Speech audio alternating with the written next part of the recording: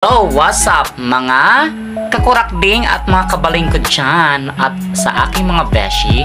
So, for today's video, so ipapakita ko sa inyo kung paano mag-assemble ng aking bagong biling tripod. Yehey! Samahan nyo ko mga beshi. Let's go!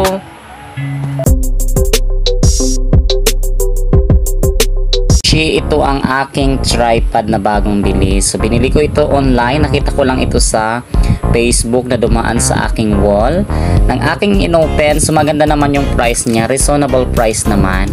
Ang price nito is only 245 pesos. Kasama na dito mga beshi yung shipping fee.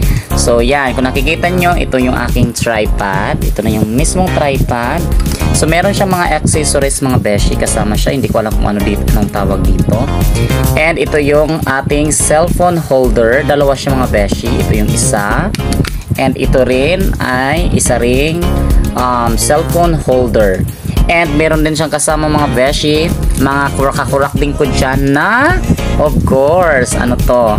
Ang ating camera shutter. O diba kasama din ito mga beshi sa aking nabiling tripod. So yan nga mga beshi, samahan nyo kung paano siya i-assemble. Let's go! Mga kabeshi or mga kabaks ko dyan, ipapakita ko na sa inyo kung paano natin o paano i-assemble itong tripod. So nakikita nyo dito mga beshi, meron siya ditong mga lock. Ito, na-extend siya mga beshi. Ito, buksan lang natin ito, and ito. So, ganyan na mga kabeshi. Ganyan siya kahaba mga beshi.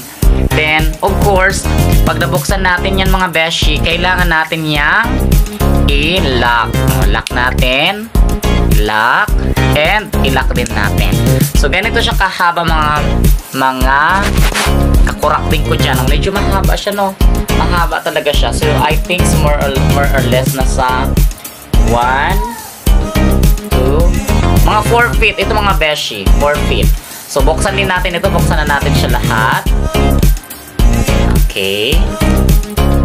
So, yan mga kabeshi. I-lock din natin para hindi siya gumagalaw. And the other one, buksan din natin siya mga kabeshi para, of course, pantay. Pantay-pantay dapat sila. So, yan. Dahan-dahan lang at baka masira. Hindi pa nga natin nagagamit, sira na agad. O, ano nyor? Yan, mga beshi. So, yan. Ipapatayo na natin. Ito na siya.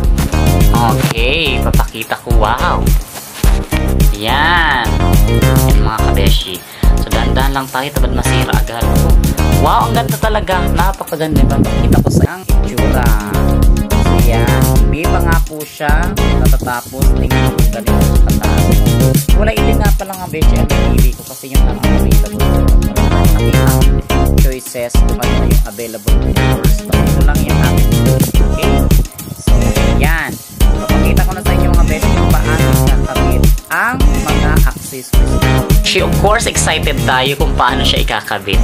So, hindi ko alam to i-assemble kaya nanood pa tayo ng YouTube kasi wala naman yung instruction kasi naitapon ko sa sobrang excited ko. Hindi ko na dinala yung box. Tinapon ko na doon sa nadaanan ko, doon sa basuran, doon sa nadaanan ko. Kaya wala akong nakitang kung paano siya i-assemble. Kaya nag-YouTube na lang tayo. So actually mga beshi, ito, meron siya ditong lock. Meron siya ding lock dito. Yan, meron siyang lock dito mga beshi. Papakita ko yung lock. Yung lock na yan, pwede mo siyang i-open. Buksan mo para ito ma-move mo din. O diba? Kung mahaba pa rin siya, yung nasa taas kung mahaba pa rin yan. Of course, para hindi mga beshi, hindi siya gumagalaw, kailangan din natin siyang i-lock. Okay? Para hindi siya bumaba. Yan, na-fix na natin. And ito mga kabeshi, of course, gumagalaw yan. So, kailangan lang natin luwagan yan. Gumagalaw-galaw siya. O, diba? Good for vlogging. Hindi na mahihirapan ang beshi nyo kung paano magbablog na mag-isa. Kasi meron minsan mga beshi, mag-isa lang talaga akong nagbablog. Mag-isa lang akong nagre-record ng aking video kung wala yung aking pamangkin. And of course, ilalagay na natin ito. Ito yung isang cellphone holder. Ito ang gusto kong gamitin kaysa dito kasi baka ito may bakal kasi baka magasgasan ng aking cellphone. So mas maganda, mas gusto ko tong gagamitin. So, ilalagay na natin to mga beshi. Of course, ito, mayroon siya dito. Meron siyang bakal. Ilalagay natin yan. Okay. Okay. Ilak lang natin. Ilak ng maigi. Ayan. Tapos na. Then, ito, ilak natin para hindi siya gumagalaw. Ilak natin. Yan, charan! Tapos na mga beshi. Yan. Wait lang. Baka maputol. Diyos ko, hindi pa nga nagagamit. Baka maputol agad. Yan. Then, ilak natin dito. Ay, hindi pa. Ilak natin dito. So, hindi siya pantay. Bakit? Paano siya mapantay? Yan. Dito tayo. Ipantay natin. Dapat yung tubig nasa gitna. Hindi siya pantay. Paano siya mapapantay? Awan ko paano siya gagawin. Hindi siya pantay talaga. Yan. So, ito na yung itsura guys, mga beshi. Then, itry na natin ilagay ang ating cellphone. Yan. O, diba mga beshi? O, pakita ko sa inyo mga beshi. 2,000 years later. Itsura. Ito na yung itsura ng aking tripod na ayos na natin.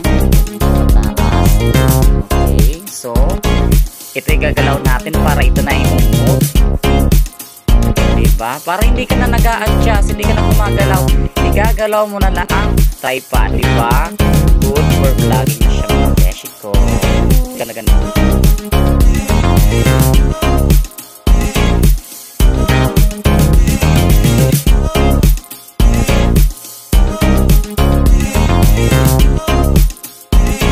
Mga kabeshi, so masayang masaya ang inyong kurakding, ang inyong lingkod na kurakding, at ang inyong lingkod na baling na hindi na po ako mahihirapan sa paggamit ng aking cellphone.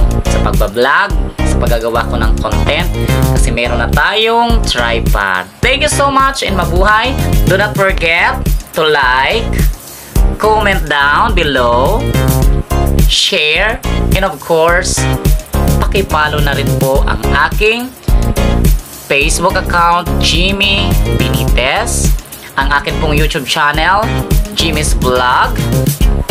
Salamat at mabuhay po tayong lahat. Bye-bye!